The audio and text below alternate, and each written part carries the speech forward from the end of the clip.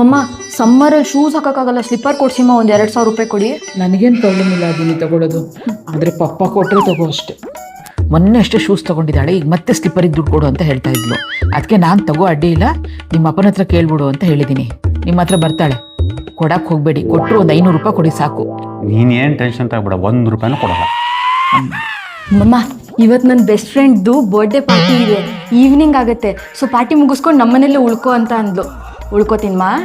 ನನಗೇನು ಪರವಾಗಿಲ್ಲ ಅದಿ, ನಾನಂತೂ ಸುತ್ತಾಡಿಲ್ಲ ಇಷ್ಟು ವರ್ಷ ಆದರೂ. ನೀ ಸುತ್ತಾಡಲಿ ಅನ್ನೋದೇ ನನ್ನ ಆಸೆ. ಬಟ್ ಪಪ್ಪ ಏನಂತಾರೋ ಏನೋ ಗೊತ್ತಿಲ್ಲ, ಒಂದ್ಸಲ ಅವ್ರಿಗೆ ಕೇಳ್ಬಿಟ್ಟು ನೀನು ಉಳ್ಕೊ. ಇವತ್ತು ಅವ್ಳ ಫ್ರೆಂಡ್ ಬರ್ಡೇ ಅಂತೆ, ಇವತ್ತು ನೈಟ್ ಅವ್ರ ಮನೇಲಿ ಉಳ್ಕೊತೀನಿ ಅಂತ ಹೇಳ್ತಾ ಇದ್ದಾಳೆ. ನಾನು ಪಪ್ಪಂಗೆ ಕೇಳು ಅಂತ ಹೇಳಿದ್ದೀನಿ. ನಿಮ್ಮ ಹತ್ರ ಅವಳು ಕೇಳಕ್ಕೆ ಬಂದಾಗ ಯಾವುದೇ ಕಾರಣಕ್ಕೂ ಉಳ್ಕೊಳ್ಳೋದು ಬೇಡ, ಸಂಜೆ ಒಳಗೆ ಮನೆಗೆ ಬಾ ಅಂತ ಹೇಳಬೇಕು. ಸರಿ, ಹಂಗೆ ಹೇಳ್ತೀನಿ ಬಿಡು.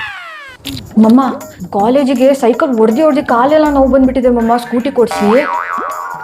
ನನಗೇನು ಪ್ರಾಬ್ಲಮ್ ಇಲ್ಲ ಅದಿ, ನೀ ಸ್ಕೂಟಿ ಹೊಡೆದ್ರೆ ನನಗೂ ಖುಷಿನೇ ಅಲ್ವಾ, ನನಗೂ ಕೂರಿಸ್ಕೊಂಡು ಹೊಡಿಬೋದು. ಆದರೆ ಏನು ಮಾಡೋದು, ಪಪ್ಪ ಕೊಡಿಸ್ತಾರೋ ಇಲ್ವೋ, ಒಂದ್ಸಲ ಪಪ್ಪಂಗೆ ಕೇಳಿ ನೀನು ಸ್ಕೂಟಿ ತೊಗೊಳೋದು ಒಳ್ಳೇದು ಪುಟ. ನಿಮ್ಮ ಮಗಳು ನನ್ನ ಹತ್ರ ಸೈಕಲ್ ಬೇಡ ಬೈಕ್ ಕೊಡಿಸಿ ಅಂತ ಕೇಳ್ಕೊಂಡು ಬಂದಿದ್ಲು. ನಾನು ಪರವಾಗಿಲ್ಲ ಪಪ್ಪಂಗೆ ಕೇಳಿ ಪಪ್ಪ ಕೊಡಿಸಿದ್ರೆ ತಗೋ ಅಂತ ಹೇಳಿದ್ದೀನಿ. ನಿಮ್ಮ ಹತ್ರ ಬಂದು ಕೇಳ್ತಾಳೆ, ಯಾವುದೇ ಕಾರಣಕ್ಕೂ ಕೊಡ್ಸಕ್ಕೆ ಹೋಗ್ಬೇಡಿ. ಮೊದಲೇ ಸೈಕಲ್ ಅಷ್ಟು ರ್ಯಾಶಾಗಿ ಹೊಡಿತಾಳೆ, ಇನ್ನು ಬೈಕ್ ಅಂತೂ ಕೇಳ್ಕೊಡ್ದು. ಯಾವುದೇ ಕಾರಣಕ್ಕೂ ಕೊಡ್ಸಲ್ಲಪ್ಪ ಬೈಕ್. ಹಾಂ,